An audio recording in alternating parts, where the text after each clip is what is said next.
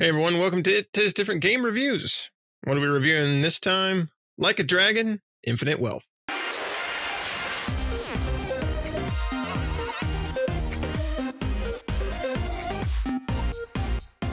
Like a Dragon, Infinite Wealth is basically a sequel in a sense to Like a Dragon, the first one, with Ichiban. And this one follows Ichiban as well. From the Yakuza series, developed by Ryu Goku Studio. Man, I screwed it. I said it like a million times before this, but RGG Studios. A lot of people just go by that because they have the same problem I do. Published by Sega. Came out on PlayStation 4 and 5, Windows, Xbox One, Series X and S on January 26th of 2024. It is a role-playing single-player game. It's got the action or the tactical, not the action, but the tactic strategy combat gameplay that the first Like a Dragon had, with a little bit of a mix-up, but still the same concept overall, turn-based combat, unlike most of the Yakuza series, which is more action-based, in which we got Like a Dragon Gaiden earlier this year, which was more back to the action-based combat fighting, which I enjoy more of the turn-based combat than the action-based myself. But we're back with Ichiban and the crew doing their whole thing, going on crazy adventures. So we'll go around and see what everybody thought of this. I know we'll go to Pat first because Pat is the Like a Dragon. He is he's the guy that really loves Like a Dragon, besides Russ, but he's not here. So Pat, what do you think of Like a Dragon Infinite Wealth? Well, I will preface this with I did not buy the game. My buddy Russ did, and we have Game Pass, where we have friends game share with each other. So Russ is such a huge fan that he bought the most expensive super deluxe version that we bitched about a couple of weeks ago. So I got all the extra crap, and I could say the extra crap kind of made the game a little bit not, I don't know, it kind of ruined some aspects of the game. What it did is it gave you so many things that you could upgrade your weapons, and it has a Sujimon, which is basically Pokemon with people in the game, and you get a lot of extra stuff. But so it kind of ruined it with that a little bit, because you could just power through everything when you get stuck. Plus, not to mention that you get power ups to level yourself up, plus level your job up. It's it's bad juju there. So I think it ruins the game a little bit. But overall, the game is good. Everybody expected it to be good. It is good. It is very, very long. And what I mean by that is it takes you a long time to be able to get to a position where you can do the things that you want to. You traverse from the main starting area to a much larger area. If anybody has watched trailers or previews, they know what I'm talking about. But you start out in the same area you did of the original Like a Dragon, but then you move on to America. So you get to do all that fun stuff, and that's really when it opens up, but it doesn't fully open up until you spend another 6 hours in there. So the map's pretty large. There's a lot of stuff to do. Really, my only complaint about the game is that the side missions and side quests are so long-winded. Everything else is great. I like my biggest complaint is, like I said, the long-winded side quests, but also the combat kind of annoys me a little bit with the because it's got the twitch skills in it. So you have to hit the attack just right on some of your attacks and it'll do extra damage, or you have to hit the block button just at the right time to block damage. And it becomes super important. The higher level you get, the harder they hit. And if you don't block those hits, like some of the enemies in there will hit you like 3 and 4 times back to back and peel off like half your health if you don't block it. And I'm like, that's the kind of stuff I don't like with turn-based combat. I want turn-based combat because I want a relaxed or a strategic combat. I don't want to have to sit there and wait for a button mash sequence and be like, bam, bam, bam. It's like quick time events for combat. And I dislike it. This one lets you move around a lot when you're starting combat. The other one didn't have a lot of control on that. And this is just because you can line up attacks. So you can like do AoE attacks or like directional attacks. So you can say, I want to line up with as many guys as I can do so I can hit in this chain, or I want to knock one guy into another guy so I can move things around. So I mean, there's a lot involved with that. There's weapons, there's crafting, there's clothing, just like in the original one. you had all that kind of stuff. Like I said, there's so many mini games in this one. It gets a little bit ridiculous. You can ride your bike to deliver food. You can, play Pokemon with Sujimon and battle other trainers and collect them. And there's a lot. There is a lot.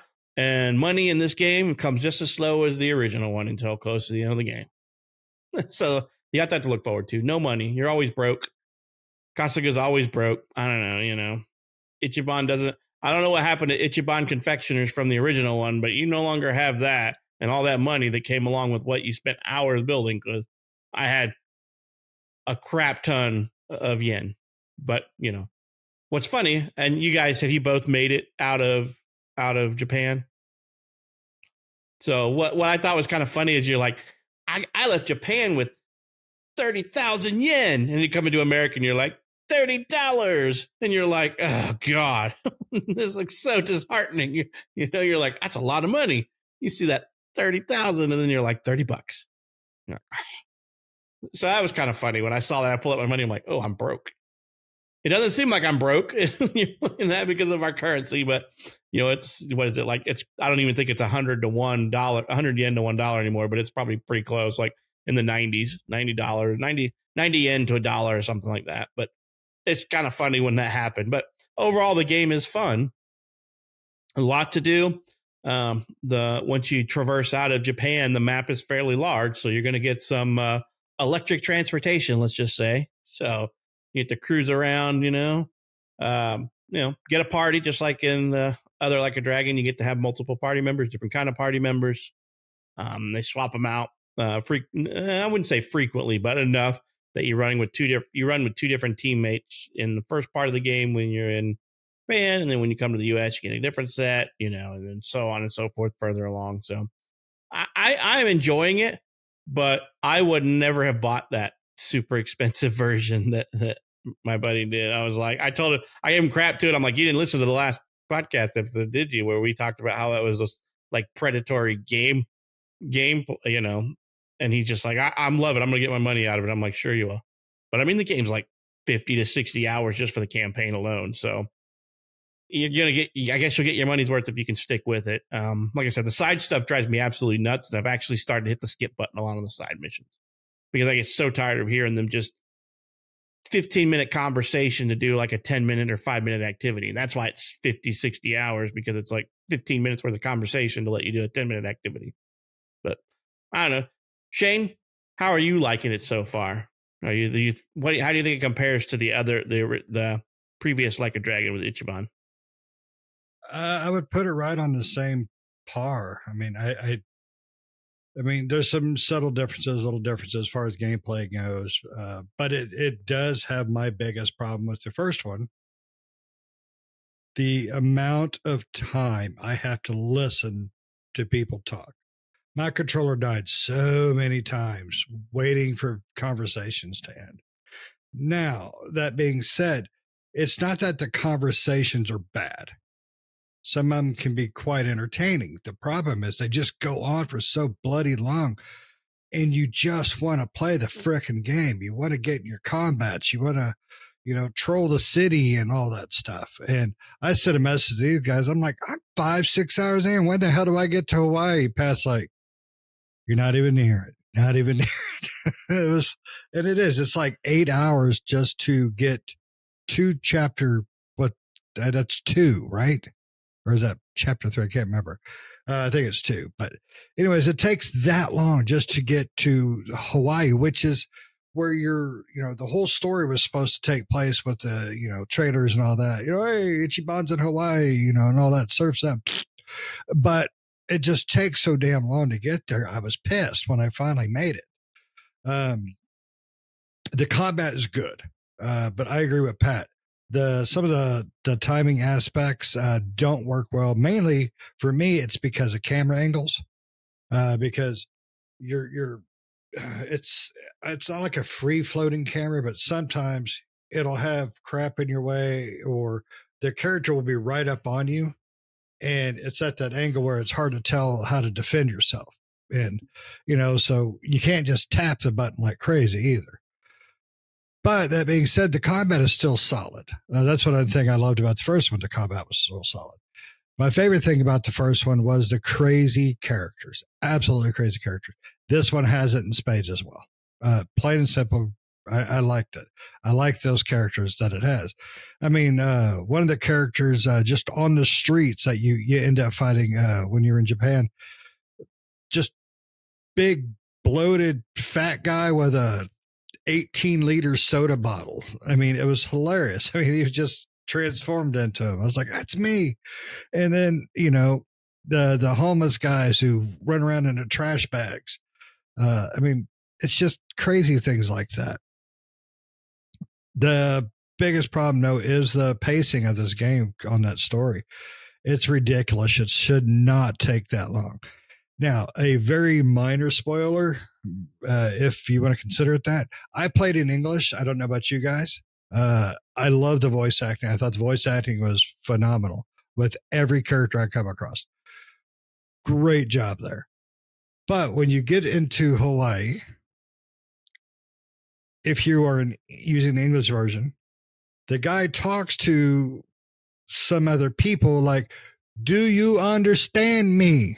And the cab drivers speaking English as well. What? I don't understand you. It just seemed odd. Both of them speaking English together, but they didn't understand each other. So I found that to be freaking hilarious. But the game is solid. It truly is. But this is meant for diehards like Russ.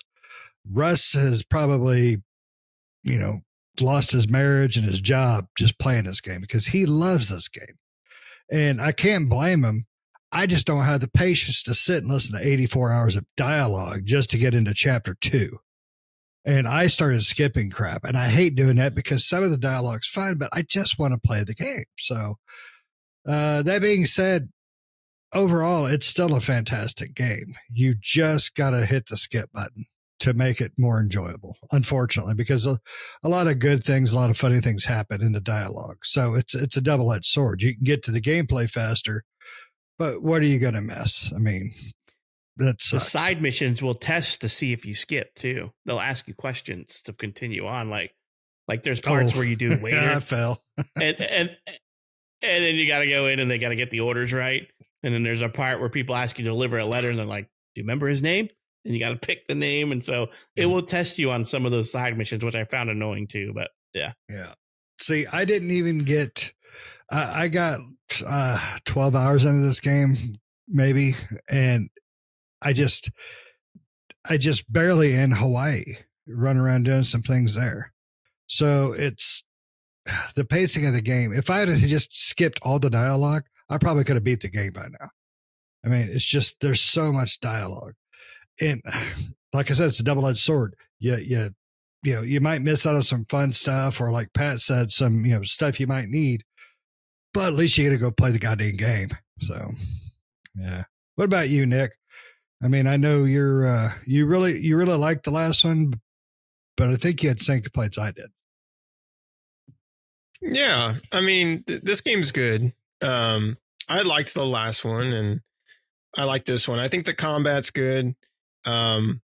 I agree with you guys. I do like the moving around in the combat. I actually enjoy that part. I thought that was a good implementation because I like lining up the bad guys to hit one off the other, or, if there's items on the ground like barrels or bikes or whatever, you can move over to them and they'll use those. In the first one, it was kind of like you just happen to be in an area where there was an item and then the person would use it. And now you can kind of line yourself up to utilize that item. Right. So I like that part. I usually don't mind the twitch skill part where the button press to do an extra attack or the button press to block. I do think in this one, it is annoying, and mainly because for me, the window for hitting those seems really small. Like I would hit them, but it would seem like I would always miss that window either by hitting it too quick or hitting it too late. And I couldn't get down the right, even several combat encounters in, I still couldn't get down when to block and when to hit the attack button. I would always seem to be off. I'd get it once in a while, and then the other times I would just be off. So it was kind of like a hit and miss. And I feel like the window for that seems to be really short. which is annoying. Like, I don't mind if you put that in there, but put enough leeway that you can kind of hit it a little bit easier. I mean, some people may not like that, but I like that. If you're going to put that stuff in there, make it the window of, being able to hit that button a little bit broader, so that way it's easier to hit. But I would have to agree with with Shane on that. The story, the dialogue is great, and story wise and everything that happens is great. But yes, the cutscenes are very long, and yeah, my controller, my screen goes dark after so much time to just save like the screen space and stuff. And it would do that, so I have to like move the mouse or move the controller several times to bring back the screen, so that way I wouldn't be just looking at dark shadow of the game. So even though the dialogue's good, it just goes on and on and on. And I'm like, come on, let's get back to the game. Let me go control things. Or when you do get control, it's like you start moving and then all of a sudden here comes another one, right? But they're good. It's just they are drawn out. So it is what it is. I mean, the first one was kind of like that too. It had its moments, but I don't know. If trying to remember the first one, I felt like I was able to control Ichiban a lot more. It felt like, but it's been so long, I can't quite remember. But yeah, I mean, overall though, if you enjoyed the first one, or if you like this series, you're gonna like this one, right? Even with the grievances we had about the DLC and the new game plus and all that stuff being behind a paywall, that's still a problem. Don't get us wrong there, but as far as the base game goes, that's what the version that me and Shane got. We game share as well, and Shane bought the basic bitch version. So, and that one works perfectly fine for my basic bitch.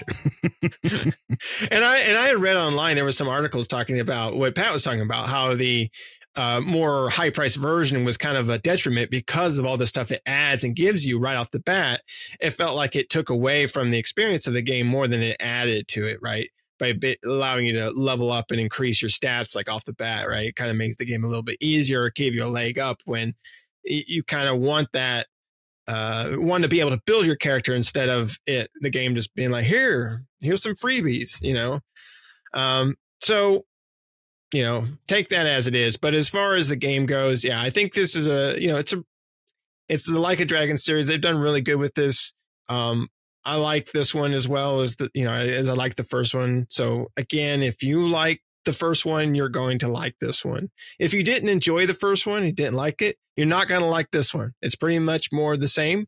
They've changed things, they've added things like that, right? But if you didn't like the first game, they didn't add and change enough that you're going to come into this one and going, wow, this is a totally different game. You're going to be like, no, it's the same. You're going to feel like it's the same game as it was the first time around, as far as like the feel and stuff like that, right? Like I said, even though they did change some of the combat around and you're meeting new characters and go to new places, but ultimately still the same game. But it's a great game. So, I mean, 2024 is hitting off to a good start. We've had some pretty good games coming out so far this year. Even ones we haven't reviewed, that we've been playing on the back end have been pretty good. So, and we got some good ones coming up. So, I mean, This is just another game to add to the list. Yeah. Can't wait for Game of the Year contender Suicide Squad. No, real quick. I will tell you something. Sorry, Pat. Go ahead. Just to make sure people understand, this is not like Gaiden. So if you played Gaiden, it's two completely different combat styles. Now, a lot of the character stuff is really all, it's all not funny, encompassing that I like, but the combat is completely different. So if you like the combat in that one, this is not it. It's a turn-based. So just making sure people understand it. Right. Sorry, Pat. You may proceed. Go right ahead. I was going to say, one of the Easter eggs in the game that's pretty cool that I like is, did you notice that the chapters are all Elvis songs? All the chapters are Elvis songs. I did not pick up on that. I don't know what they are in the Japanese version because I'm playing in the English version because you can change the language. But yeah, if you actually pay attention when the chapter changes, every one of them is an Elvis song. Because I've gone through quite a few chapters and I'm like, am I just imagining stuff here? Because after the first one, I'm like, makes sense. And every one of them kind of gives you a little bit of if you look at the chapter, kind of tells you, if you know the Elvis song, what the chapter is going to be about, So And just like Shane said, chapter 2, where you go to, is in the title of the song. It's in the title, and you're like, okay, and it's an Elvis song, and you're like, oh, okay. And once I got to like chapter 4, I'm like, this can't be coincidence. So they are Elvis songs. Each of the chapters are in English in when you play it in English. I do know, because I think I looked it up to make sure I wasn't just imagining it. And the guy who plays Tomizawa, have you met Tomizawa yet? No. He actually his band is one that does his band is the title for I believe it's the title for the Japanese version, chapter 1. Tomizawa's. So, and if you actually go to the video for, I think his band's called like King Nu, GNU. It's you'll see the guy. If you play the game, it looks just like the guy in the game. I'm like, yep, that's him. Okay. I wondered if that was him, but it's Tomizawa in the game. So they throw a lot of little Easter eggs in there, which they always have. Even when you play the game, like if you go back to Ichiban's confectioners before you leave Japan, you'll find the chicken, and the chicken will give you a present and talking about how he misses them. And I'm like, but where's all my money? Where's my residuals? Is what I was asking when I went over there. I'm like, can I make a withdrawal, of all that money I had left with you guys? So there's a lot of Easter eggs and a lot of stuff. If you played the one that this one's based off of, like she said, it's not the Like a Gaiden one. It's the Yakuza Like a Dragon. And then this one's just Like a Dragon Infinite Wealth. So Ichiban story. I like Ichiban. It's a great character. And I think the English voice, the person who does the English voice of it just does great. Because a lot of translations, they fall flat. But this guy's the guy who does Ichiban in English is very animated. And you think, okay, this guy does a good job. So over the top, all of it. Yeah, that's one thing I'm anal about. And this game has great voice acting in spades. They really, really nailed it. So, yeah, I mean, it's well worth the money because of the time you have in it alone. Now, granted, I'm going to skip the rest of the dialogue. I just can't handle it anymore, but the game is good.